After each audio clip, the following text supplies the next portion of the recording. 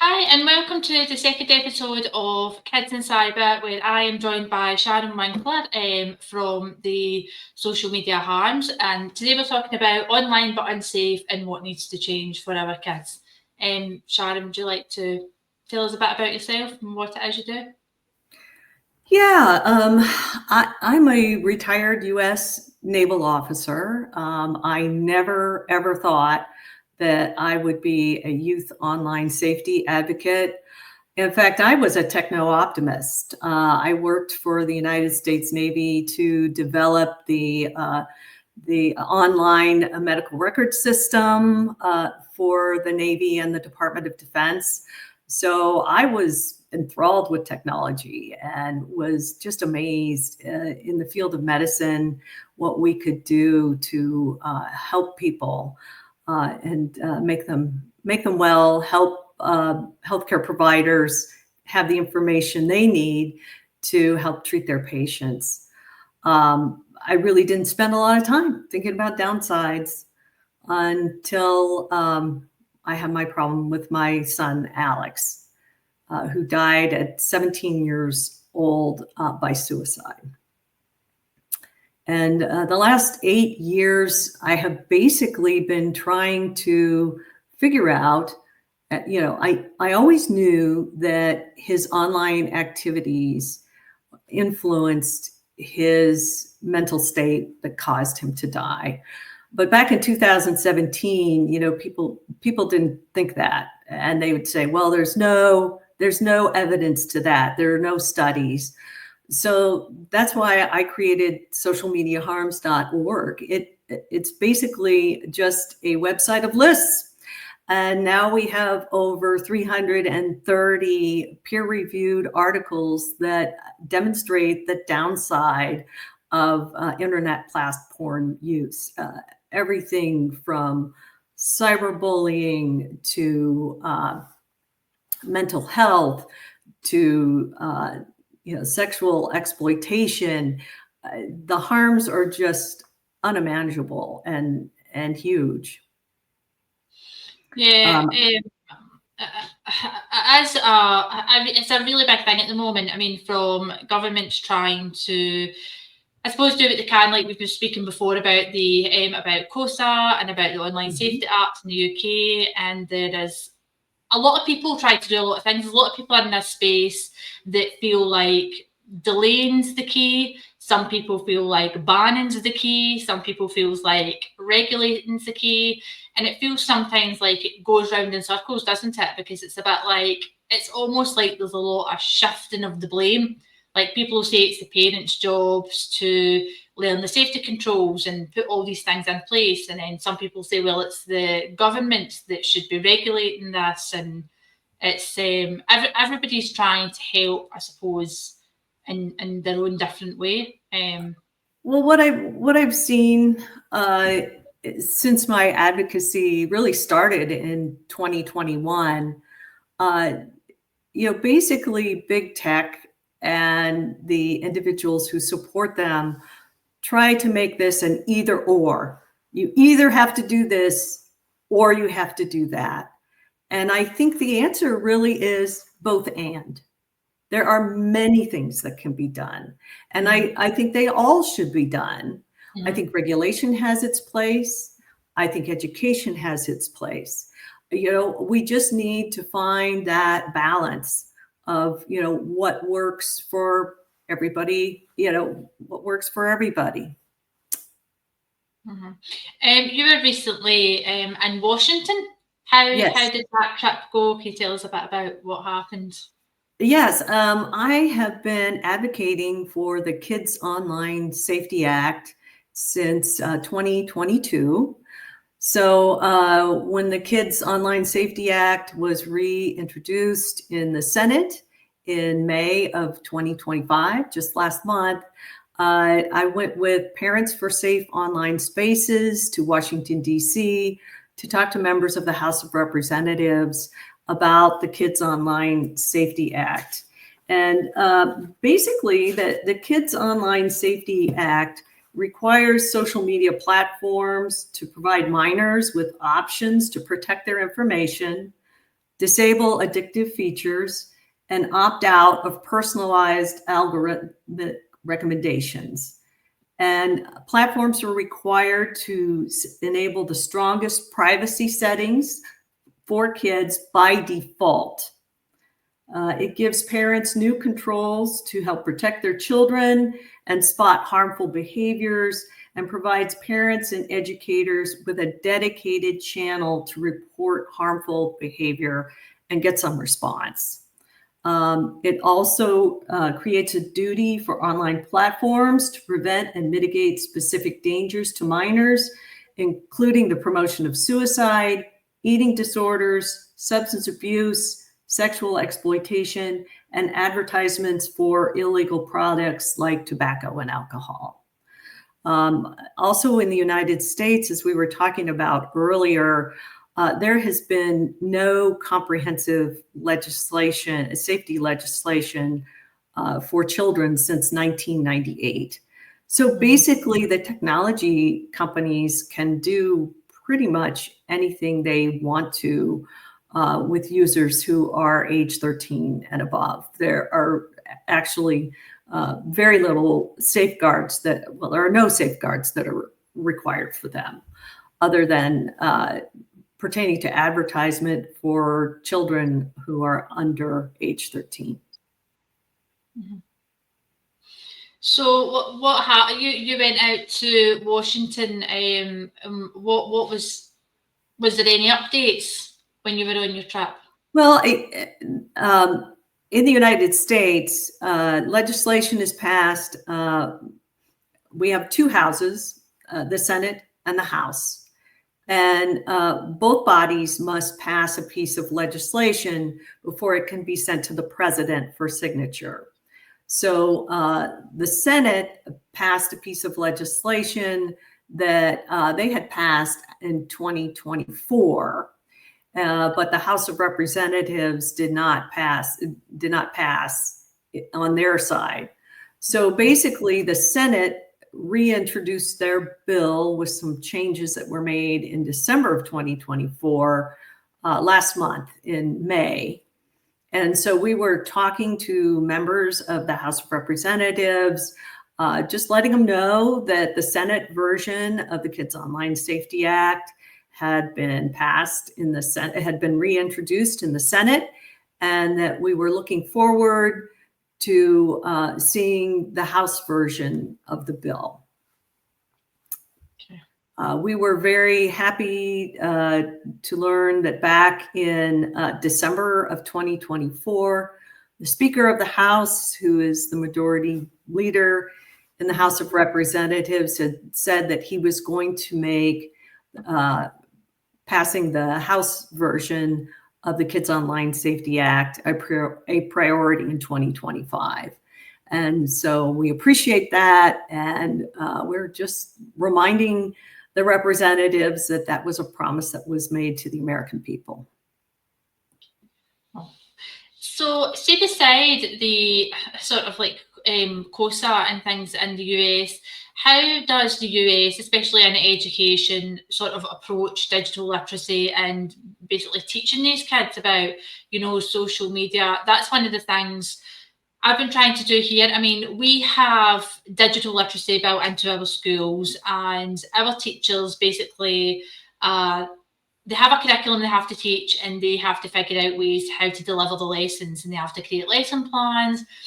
And it can be a lot of work, and that's one of the reasons why we are developing a platform that can hopefully go into schools, and it will take kids through the curriculum along with some extra additional materials that will teach them about online safety and try and foster a love for technology and not just to consume. I mean, when we went into the schools and I spoke to the kids from about primary 3, so about 7 years old, right up to primary 7, to about 13 before they go to the academy, I was trying to find where the shift was and the attitudes towards social media and things. So when they're young and they're in primary 3, they're on YouTube, and I'm asking them, like, do you watch YouTube? And they're like, yeah, we all love YouTube. And I'm like, do you watch kids YouTube or do you watch adult YouTube? And they're like, oh, we just watch the normal one. And I'm like, what kind of things do you like to watch? And where do you watch it? And they're saying they watch it on their parents' phone and they like to watch the shorts. They're the most engaging. And they're very, very innocent until I found about primary 5, 6, they wanted to learn about technology. I seen they started to have a love for the technology itself. And I was like, if you could learn anything in school, what would it be? And they were like, we want to know about algorithms and we want to know about AI and we want to know about all these things that are not really, I suppose, taught in primary education because they just feel like, they're too young. But they're being online younger and younger. And it's scary that the parents are letting kids online on their phones. They're just giving them the phones and just letting them consume all this content. There was a little girl in primary 3, and I was like, hey, put your hands up if you've ever seen anything online you maybe upset you or you found inappropriate. And a little girl put her hand up and she was like, excuse me. And I was like, yeah. She was like, sometimes there's videos on my mom's phone. I think it was on TikTok. She said, and it's like a girl that makes them. She says, and I've been having nightmares every night. And I'm like, oh, I was like, do you not tell your mum? And she's like, no. And I was like, why not? And she was like, because then I won't be allowed the phone anymore. And I found out through all the primary years that none of the kids said that they would tell their parents if they seen anything that they thought maybe would upset them because they felt like that would mean the technology would be taken away. Oh, I hear that a lot, and in fact, that was an issue with my son Alex. It has taken me 8 years and help from former Instagram and Facebook employees, Francis Hagen, Arturo Bejar, and Kelly Stonelake, to finally realize what happened to my son. When my son was 17, he broke up with his girlfriend. And unbeknownst to me, he had a private Instagram account on his smartphone. And we had purchased the smartphone for him for Christmas when he was 16 years old. So he had a public Instagram account, and I was on that. And of course, it's still up. It's just full of happy pictures with he and his friends. You would think his life was going really well. Mm-hmm. But after he died, we got the images from his private account. And Arturo Bejar was very helpful to me. He got many what I would call cringe posts, like corpses covered up with sheets and tied up with ropes, and people who are being hung. And then that was interspersed with hundreds of posts of, you'll never find another girlfriend, you'll never find love again. He was really looking for support. I mean, he was looking for a breakup playlist and, junk food to binge on. Mm-hmm. And I really think had he gotten that content, he would be here with us today. I have learned from Professor Ashley Mears, who has done a study called Cringe Content. And basically what happens is that all of these social media platforms, it's not just Meta, reward emotionally arousing content because people stay on longer. And as they stay on longer, they get more advertising dollars. So this cringe content is not only done there, but it's put in the feeds of people who don't request it. And this is how they get these influencers to get all of their tens and hundreds of thousands of followers, because they put their content in the feed unrequested. Yeah. And then, of course, that just causes some things to go viral. So you have creators that create really vile content. And until the platforms change their business model, that's gonna go on. I mean, it still goes on. The Molly Rose Foundation said, even with the EU requiring reports, Meta reports the pro-suicide content. They just don't take it down. Yeah. So, they know it's there, and there are things that could be done. They just don't do things. What I find really, really shocking is how quickly the algorithm changes, and how fast it is to just show you more of one or two videos that you might have shown an interest in. And it's like what you were saying about maybe how you're feeling at that time. If you're on your phone and you're maybe not feeling great mentally, and you're looking maybe, I think, like I did a post the other day there. It's in the holiday parks that I've put on the website to give free over the summer. It's got like talking points and things in it for parents and kids. And one of them is about Riley, and she's feeling a little bit sad, and it's raining outside. It's the summer holidays, and she's looking up maybe like sad things online, and then it's showing in more and more and more. And even though she's starting to feel better, she's still seeing all this sad content, and she feels like it's pulling her back in. And then she speaks to mum, and mum explains to her that the algorithm can very quickly pick up on things that you're maybe not feeling great about in that moment, and then it just bombards you with it. So Tim Wang wrote a book called The Subprime Attention Crisis. And basically it teaches you how these platforms sell advertising dollars.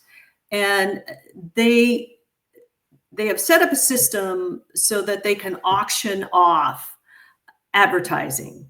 So one of the things they look at is how much time you spend looking at something. I mean, you may not even consciously realize that you've looked at something for 10 seconds, but an advertiser will go and say, well, I want a boy from 15 to 17 who spent 10 seconds on highly arousing content, right? Because I want to send them advertising.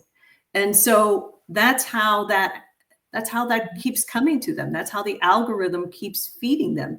So you're not always aware that you are sending that signal to the algorithm. Yeah, and children, especially teenagers, are curious by nature. So when they go through and they maybe see that one video that pops up that maybe is a bit more violent or a bit more sexual, it's so odd and out of the ordinary that they're going to look at it and they're going to think, what's this? Even if they don't like again, it. They don't even have to like it or anything. It's just the fact that they pause on it. The algorithm says, oh, this is something they're interested in, and we'll keep them on our platform longer. So it sends them more of that content. More. And I think it's, people call them rabbit holes, and it's really scary, as you said, how quickly you can go, how quickly the systems get you down those rabbit holes. And, that's difficult for an adult, and if you're talking about a child that doesn't have as much life experience, whose brain development is different, again, natural curiosity, it's really dangerous. And, I wonder if like a lot of parents that aren't really thinking about any of these issues and are not really in that sort of headspace, that don't really think about the dangers of social media and don't think there's anything wrong with it. Because I was thinking the other day, and I said to my husband that I read a lot of articles online where they do tests about how quickly it takes for like somebody that's young that sets up a new account to start seeing really inappropriate content. Mm-hmm. And I've got TikTok myself. I look through the videos and things, and I can honestly say I have never seen any of that content. I've never seen anything violent. I've never seen anything sexual. I've never seen anything like that. And I think it's because I'm looking at things like houses and decor and mum things and recipes. So I never really see that side of TikTok. And I wonder how many parents out there, because their social media is so basic and bland in a way, that they think that that must be what the kids see. Oh, Because they come across very I different themselves. 100% agree with that. I gave up all my Meta products in 2020, but I will tell you, I never saw any content, anything like what was on Alex's Instagram. Never, never. I've never seen anything, and I think a lot of parents and a lot of adults don't see it, and that's why they don't see the dangers of social media, because they Well, never see it themselves and they never really hear about it, and it's not really spoke about too much unless you're in that space. So they just say to their kid, comes home and is like, "Can I have a phone?" I mean, my daughter's 7, and she's like, "Mum, can I have a phone?" And I'm like, "No." I'm yeah. like, "Why do you want a phone?" And she's like, "So I can phone my gran." And I'm like, "You can use my phone to phone your gran." And she's like, "Well, I want to watch videos." And I'm like, "No." I was Mm, like, "Papa, you're 7." She's like, "When can I get one?" And I was like, "When you're way older." But she'd said to me, "But my friends have a phone." And I was like, "I don't think they do. I think they're just saying that." And then I was at school and I spoke to some of the parents and I was saying, Papa was saying to me the other day there that such and such has a phone. And I says, "No, they don't." And the parents went, "Oh, yeah, they do." And I was like, "They have a phone?" And they're like, "Yeah, other kids have got a phone at that age." And I'm like, "It's 7. What are they what are they doing?" And they're like, "Oh, she likes to watch TikTok and things." And I'm like, "Really?" Like, and they really don't see any problem with it. They just think, "Oh, she watches makeup videos and these doll videos." And I'm thinking, "Hmm." yeah. Well, I think that's really why Parents for Safe Online Spaces, that is an organization that I've been working with. We are all parents who have lost children to online harms, and that's one of our main goals, is just to raise awareness that these dangers are out there. And the parents really can't control the algorithms. Their No. kids can't control the algorithms. Big tech controls the algorithms. And as you said, the parents' feed looks fine. And so, I think so many parents are unaware of what goes on online, and how the children are connected with adults, that the algorithm matches them, and they get sent a friend request from adults that they don't know. I mean, that shouldn't happen. Yeah, So, no, I totally agree. one thing that our group has done, and I sent you the link to it, and we would love for parents to have it, is that we have we have created a set of one pagers on online harms, and you can go to Fair Play. It's www.fairplayforkids.org, and it's the online harms prevention toolkit, and it's 6 free one pagers that includes information. I'm going to check my notes here. It has information on cyberbullying, gaming overuse, harmful challenges, illegal drug use, online sexual exploitation, and screen overuse. And you can download those for free. We just want them to go to parents groups so parents will get an idea of the dangers out there. These one pagers, it's on both sides. It gives parents guidance and some strategies for recognizing, if your child is being harmed online and yet they're not talking to you about it, ways that you can kind of recognize that it's going on, and also conversation starters to start with your kids, to ask non-threatening questions about what are they seeing online, and are they getting into trouble, and how can you help them. I Yeah. think we have we have gotten to the point that with pediatricians, especially here over in the United States, that if a child has a problem with smartphone overuse, they are no longer taking the smartphone away. What they are doing is trying to get the child to titrate down to the point where it's not causing them harm. Yeah. I mean, it is really difficult to try and educate the parents and the children. I find the parents probably to be the most difficult to educate. A lot of them, I feel sometimes when you speak to, they just switch off. It's as if sometimes it feels like if somebody's not directly affected by something or doesn't know someone that's been affected by it or isn't involved in that space, they just don't really care. Like, they're not that bothered, because it's like, it's trying to say, what's like your kid doesn't get run over in the road, and they're a bit like, it's not going to happen. They don't think about it too much because they just never think. It's one of those situations that it will never happen to my kid, or it will never happen to me. So they don't really get really that involved in it. And that is why, obviously, we try to do kids in cyber, and we've tried to do it from another approach. Instead of going to kids and saying, don't do this and don't do that, and we don't want to feel like we're teaching them. We want to feel like it's a fun, educational, it's taught through Riley, who's our main character, and she has more cautionary tales. And it opens up questions like, what do you think Riley should do? And in our summer parks, we've got things like design your own app.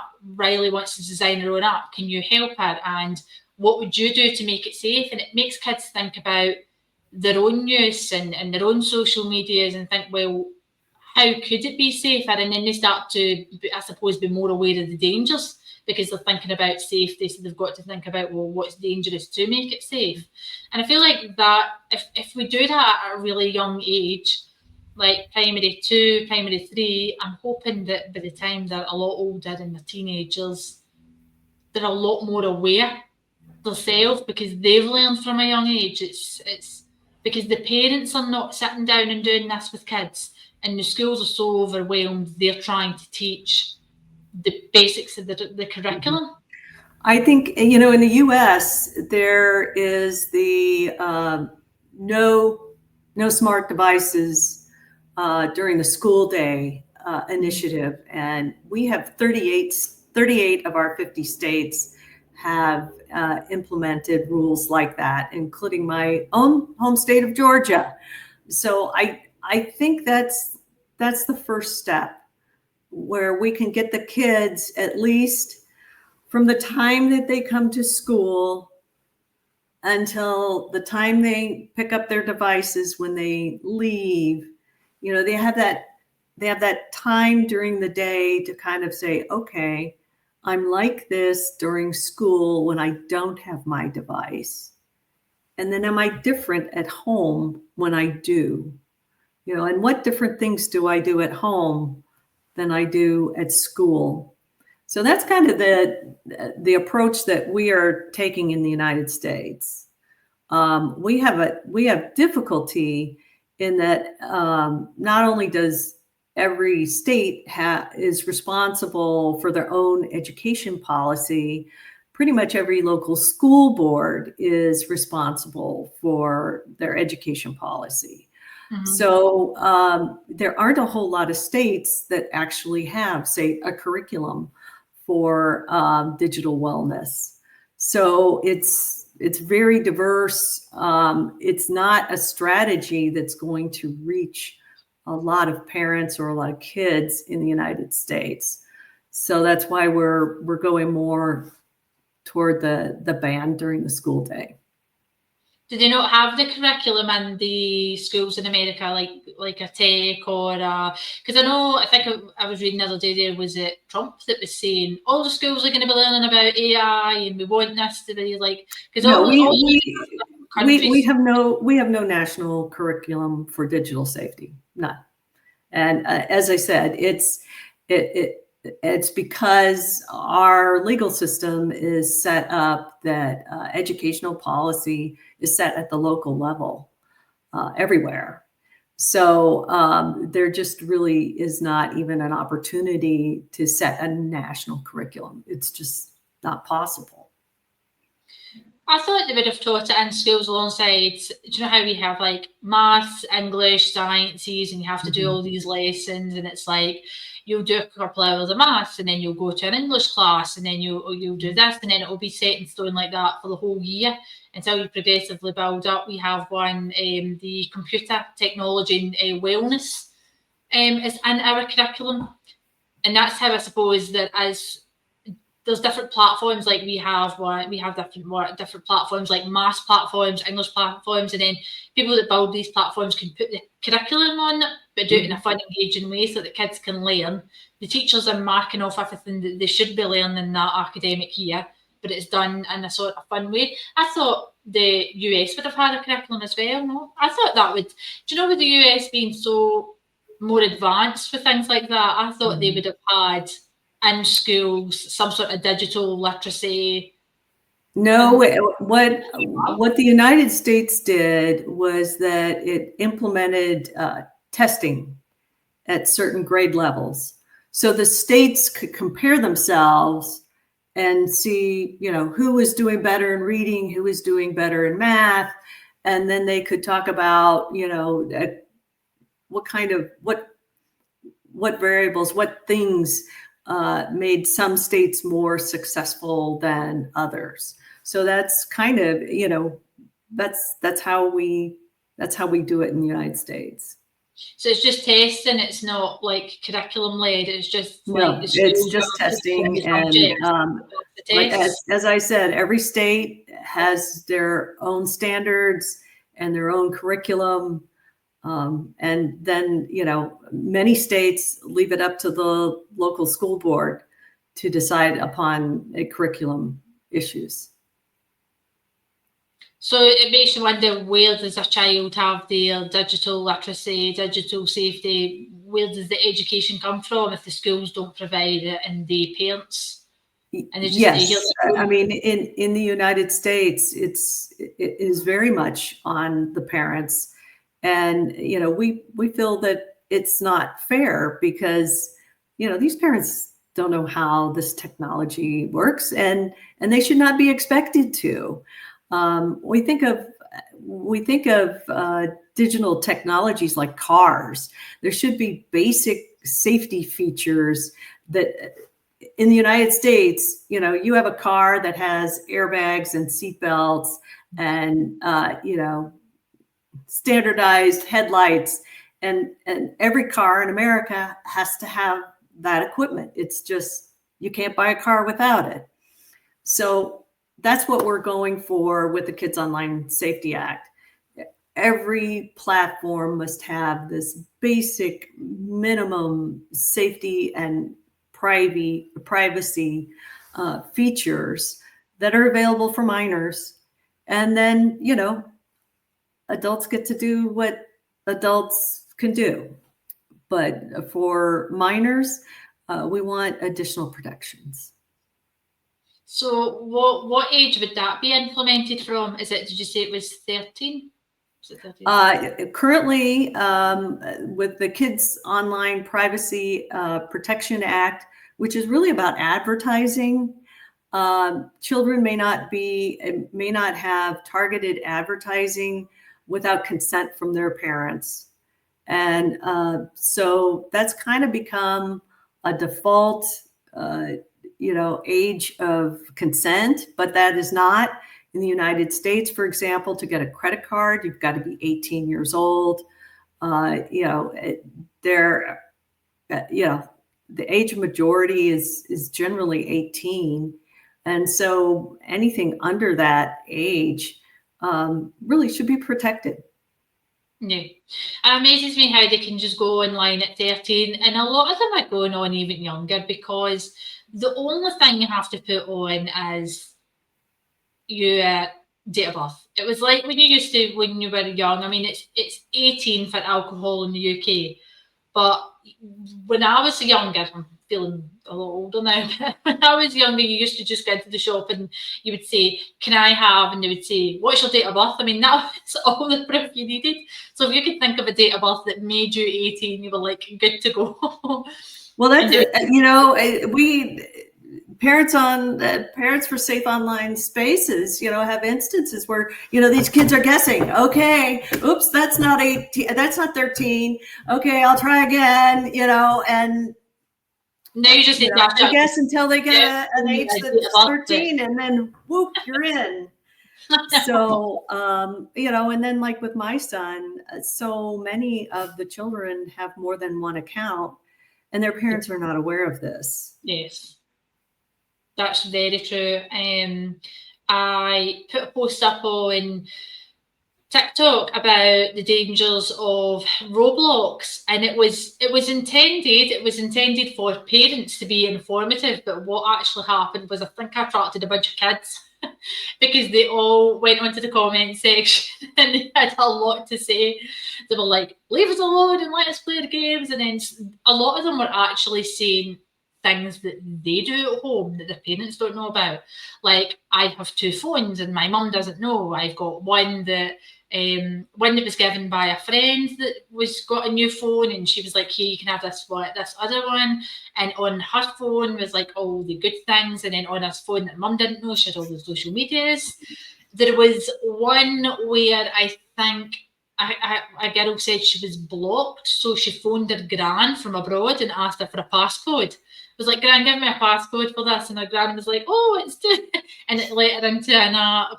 The things that they were saying, and I was thinking, oh, half of them I wouldn't even have thought of at all. They're so clever in the way they go around about, even if the parents are aware and saying, "Look, you can't have this, you can't have that," or don't let them put social media in the phone. There's lots of ways round about it.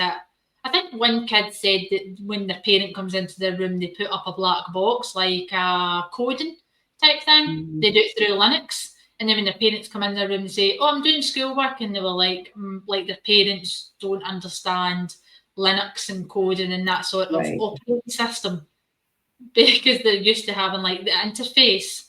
So they says, "Oh, my mum doesn't even know what she's looking at," and that's like, yeah, no, it's hard. I mean, like I said, parents are outgunned. I think it's very wonderful that we now have youth organizations here in the United States. We have the Design It For Us and the Young People's Alliance who are talking about safety to their peers. So it's not we parents who are lecturing them. They are actually talking about online harms, and unfortunately, many of them have experienced online harms personally, so they can share their stories, and the other youth can relate to them and their experiences. Yeah, you just see inappropriate content at just such a young age now, and it feels almost impossible to stop it. When I asked all the kids in the different classes, I asked every single class, "Have you ever seen anything online that upset you or, made you feel uncomfortable?" And most of them put their hands up and was like, yeah. No, it's terrible. It's like, and most of them will say it's on the parents' phone, because you see it a lot these days. Mum phone. I mean, even my friend, we were out the other day there, I was with my son, he's 5, and I was out with my friend and her son, we were at the park, and he came running over to his mum at the bench. He says, "Mum, can I watch your phone?" And she's like, "We're at the park." And he's like, but I want to go on your phone and look at it. And she's like, "No." Like, and it's like kids are getting so dependent on devices. Like, they can't seem to do anything without having, they get bored easy. Kids don't even know how to be bored anymore. So I'm bored, can I get the phone? Can I have my tablet? And it's like, can you not look out the window or something in the car? Why do you always have to have a device? That's, I mean, that's the problem. I mean, you have to let kids be bored. I mean, I remember being a teenager in the small rural town that I grew up in, And oh my goodness, Sundays were just horrible because everything was closed. There was nothing to do. I mean, I could just remember being bored. But, I read a lot of books and, did a lot of other things, went out with my friends, outdoors and, played softball, did other things. And I think kids are missing that. It's funny how all the different countries seem to be tackling this. Oh, everyone seems to be coming at it from a different angle. It seems like in the UK, it's more. I think we've got more of a chance if we can tackle education, if we can get education to teach the kids when they're in schools, because if the parents don't do it and we have a curriculum, it's like we should definitely be teaching this in schools. Like you're saying, in America, it's not really taught at the school, so it's more about teaching the parents and letting the parents know, like, you have to speak to your kids about this. And then you have different countries that are bringing in all these platforms really early. I mean, there's a lot of countries at the minute that seem to be jumping on the AI bandwagon, and they're like, we want to get AI into schools and we want the kids to learn about AI. And then you have a whole new set of problem. It's not just social media anymore. There's these software. Yeah, I think the AI companies, look, our kids were guinea pigs, right? With social media. They didn't do the research. They didn't see what the downsides of their platforms were. And it's not that there aren't upsides. There are definite upsides, but we need to look at the downsides too. And I feel with AI, we need to learn the mistakes we made from social media. I don't think any minors should be using AI for any reason for like the next 5 years. Let the social scientists do research, see how this is going to affect their developing brains, their emotions, check it out. And then when we figure out what kind of guardrails we need to put on this technology, then we can give it to the kids. But this just throwing it out to the public,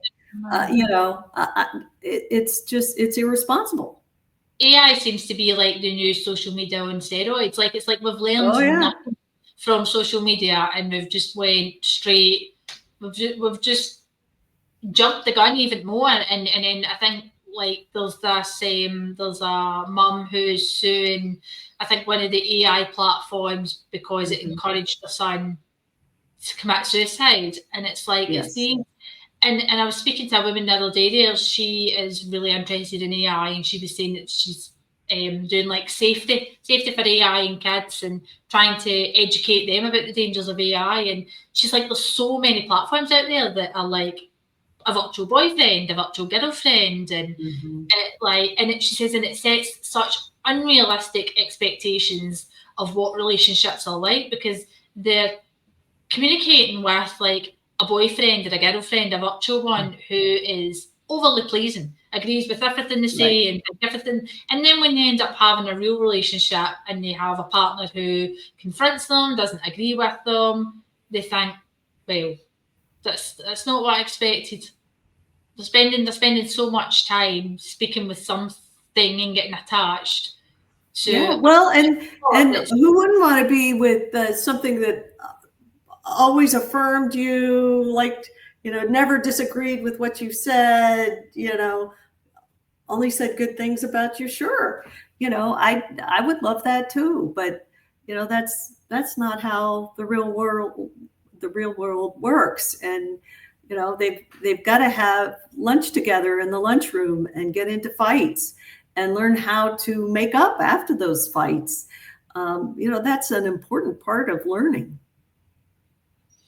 Yeah, that's true, and it's difficult because we're trying to fight the online social media battle, trying to protect kids, trying to educate them, and then it feels like this whole new giant has joined the arena that's like, oh, how are we going to try and battle this one now? Because they're putting it into everything. I mean, it's like AI after ChatGPT came on the scene. They're thinking, what can we stuff it into? It's right. Yes.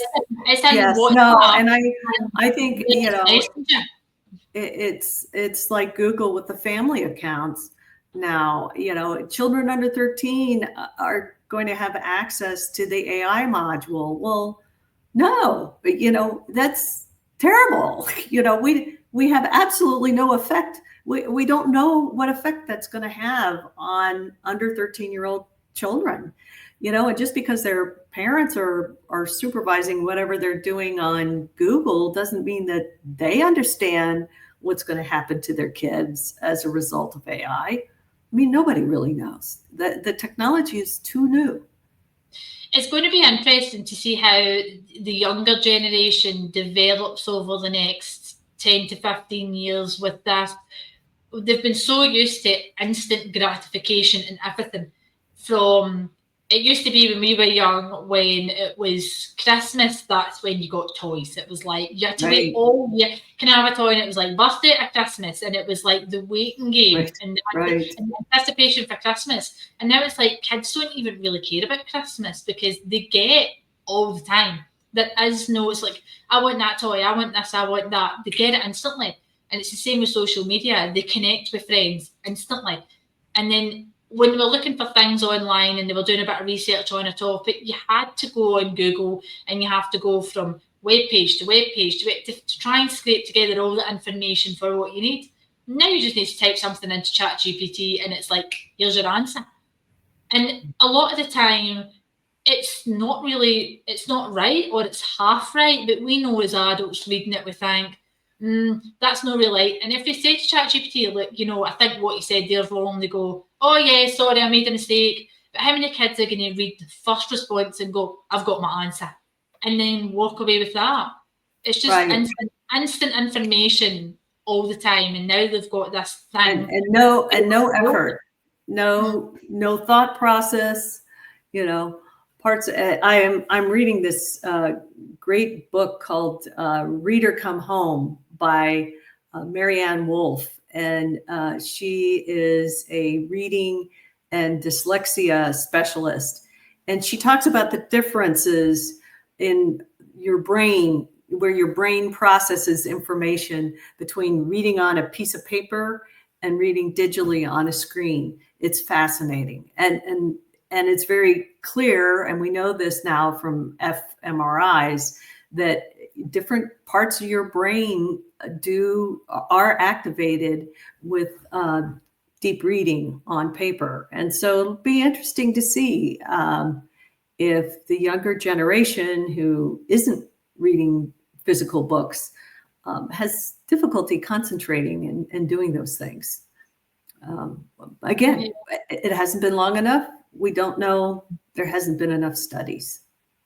Yeah, but I think we're going to see a lot more issues and a lot more troubles. I think this case of the women with their son and AI is sadly going to probably be the first of many, because it's just too readily available in every application, and everywhere just went crazy for AI. Even investors were saying, for new businesses, do you have a business that's AI software? They were just flinging money at it, and even the governments are still putting out. I mean, I think the UK government has just announced a huge budget surrounding AI. They're saying we're going to set aside millions for kids to go to university to study AI and cybersecurity. We're going to upskill the older generation to help them get jobs. We're going to teach them about AI. We're going to get AI into education, and it's just like it's this hyper focus now. And then that allows companies to go out and they're like, let's build all these AI platforms, and all the kids are on them. Yeah, AI will have its place. I think in medicine, if you're talking about medical researchers creating large language models, having to deal with the diseases that they're studying, I think that's going to be incredibly helpful. And I think we're going to have wonderful experiences. But it's one of those things. AI can be used for certain processes that adults are doing. We don't have to include the kids in that right now. No. Kids can come along later. Yeah, it should definitely be more focused towards adults and, like you say, medicine, science, Yes. technology. I definitely think it does have its place in there, and and potentially maybe in the future education. You know, I can see the appeal for like a tutor, like a personal tutor, if you're struggling with maths and English and with Yes. platforms with AI that can help. If you're learning something and you say, I don't quite understand that concept, they can maybe try and explain it in different ways until a kid goes, I get it. But right now it does feel like they're just putting it into everything, even social media. They can't wait to get it into the charts and social media, and it's a minefield. But I do think definitely social medias need to be held way more accountable, because it seems like they just Mhm. get free reign on anything and they get hit with fines that it's like water off a duck's back. I don't think it bothers them. They're just like, okay, we'll pay the fines. Nothing else is happening. I think the education definitely needs to play a huge role, because if they thought that the parents were capable of teaching the math, the school wouldn't exist. If they thought, let parents just teach the kids everything they need to know, digital Well, literacy should definitely be I brought think into the other thing is that we've got to take the stigma away from this, and we've got to allow more kids and more parents to be open about schools. what they've experienced, about their negative experiences online. Yeah. I know that's it's a huge problem over here in the US. There's a lot of shame, there's a lot of guilt. And again, as I said, the parents can't do this alone. They need help from the companies, and they're not getting it. So, we need to talk about these downsides and these negatives so we can fix them and make parents' jobs easier and educators' jobs easier. Yeah, and I think there needs to be more than just parental controls, because I really don't think parental controls cut it at all. I mean, every platform has its own set of unique parental controls, and it's impossible to expect a parent to understand every new platform that a kid's downloading. That when they Right. go to school, they're coming home and they're like, "Oh, I've got a new app." The parent probably doesn't even know a new app's Well, on the phone. one of the, you know, I am very hesitant to give any advice, but one of the pieces of advice that I do give to parents, if their child already has a smartphone, is limit their apps. Pick a number. Pick a number that you think you as a parent can supervise, and how much time you have to deal with it. And okay, you can only have 5 apps on your phone, and every time you want a new game, you have to delete the old one. So then I can follow that.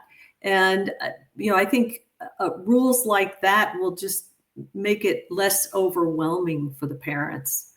The other thing I would highly recommend is, when your child has what they consider a traumatic event, and it's different for every child, a breakup with their best friend, a breakup with a romantic relationship, they fail a test. I mean, whatever they consider a tragic event in their lives, Mhm.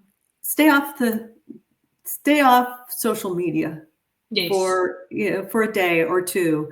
And when I tell people who come to me, I said, take the app off your phone. You won't be as tempted to go on the platform if you have to go to a laptop or a desktop.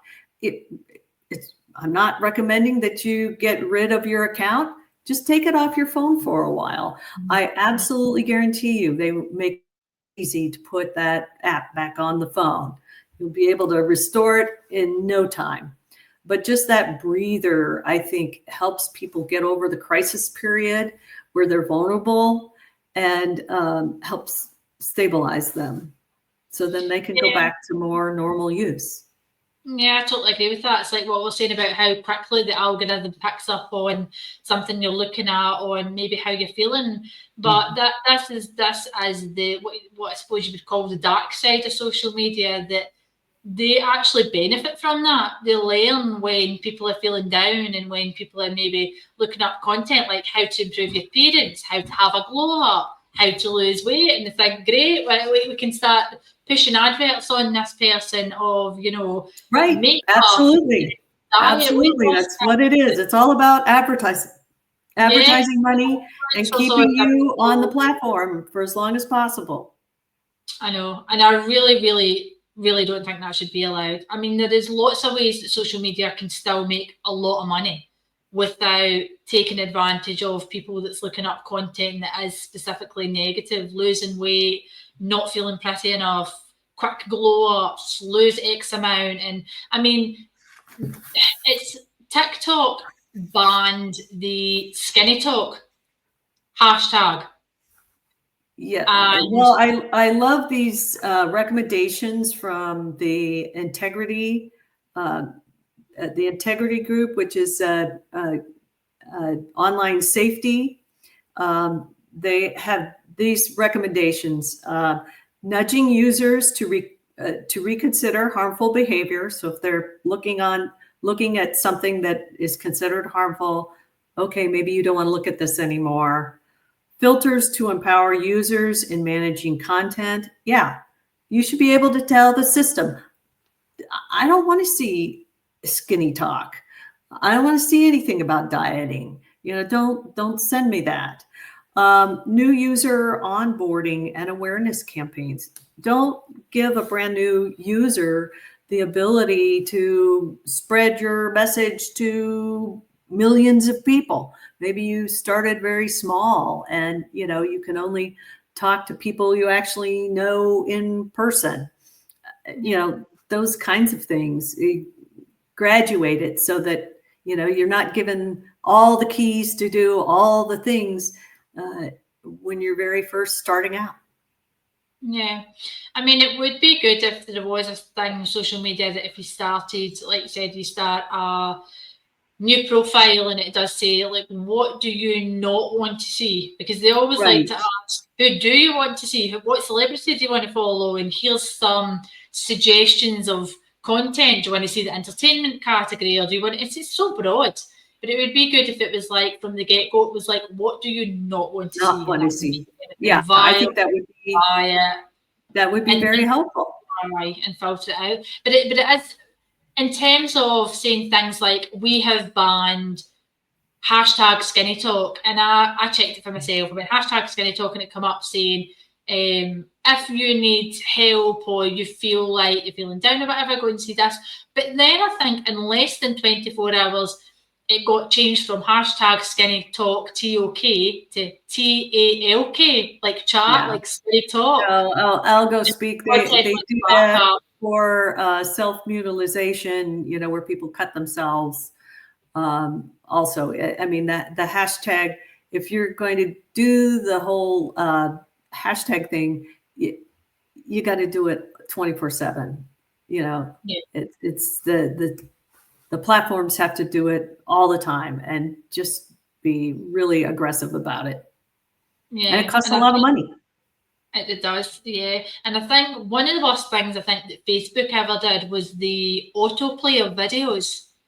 Yes. Scrolling down and it just without looking at the picture and going, I want to see that, and scrolling on, Right. it just played it instantly. And that, I think I said that in the previous conversation with Kids and Cyber with Dean, that my brother was on Facebook one day and we were at work and he was like, ah, and I was like, what's wrong with you? Why are you shouting? And he's like, I just seen the worst thing ever. And I was like, what did you see? And he said it was like a camel in the desert and it got, and I was like, why did you see that? It was like it just played in its own. It was like I was scrolling down my feed. It was like, I'm never going to be able to forget that. It's the worst thing I've ever seen. And he still mentions it. He's like, oh, that was terrible. So I just, like 5 years, 6 years later, and he just cannot forget that video. And it was like, I'm like, why did you start that autoplay? Because if you've seen something in a picture, you would definitely not clicked on and thought, no. Yeah, so, no, autoplay is terrible. It's one of the worst features I think they've ever rolled out. But I think I suppose it's something we just need to keep plodding on with, keep trying to educate the parents and the kids. Keep educating the parents, and encourage them to share their experiences, especially if they or their children have had negative experiences. As I've said, I know there are a lot of parents and a lot of kids out there who have experienced a lot of harm, but they're ashamed and they feel guilty and they don't want to talk about it. And the only way that we're going to get anything done is if people start talking about these harms and what's happening to them. Speak to kids from a very young age and just let them know that it's not want to just take away the thing that you feel Right. your child Right. feels. I mean, let them know you love them and that they can tell you anything. I mean, that's the number one thing. That's my biggest regret, that Alex didn't come to me and let me know what was going on online. At least if he had, I would have understood what he was going through, and realized that it wasn't just the breakup. We knew he was upset for the breakup, but we didn't know that the social media was making things worse. Adding fuel to the fire and just making things. Such a shame, and it's awful what happened. And I noticed when I went to speak to the primary sevens that I have never met so many kids that just look completely desensitized. I mean, primary. And I honestly felt when I seen these primary sevens that they were like 15-year-olds and they're only P7s. And I'd ask them, what would you want to learn anything about technology?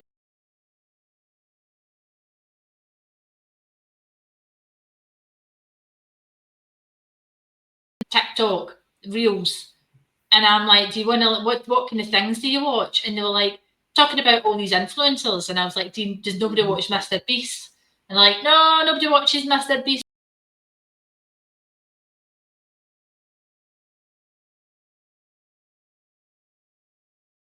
Talk about this, I can't remember his name, but it was like this guy. And I said, he eats meat in front of vegans and he pushes people over. Oh, it's really funny. And I'm like, why is that funny though? Like, I don't understand it. But apart from that,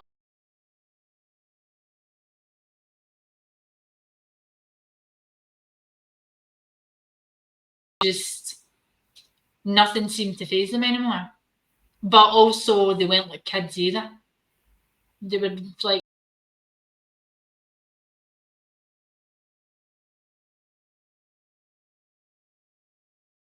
That's very true. And it's great that you're advocating for, social. Thank you very much. It would be good to have something. It's just been something that they've learned throughout this character, Riley.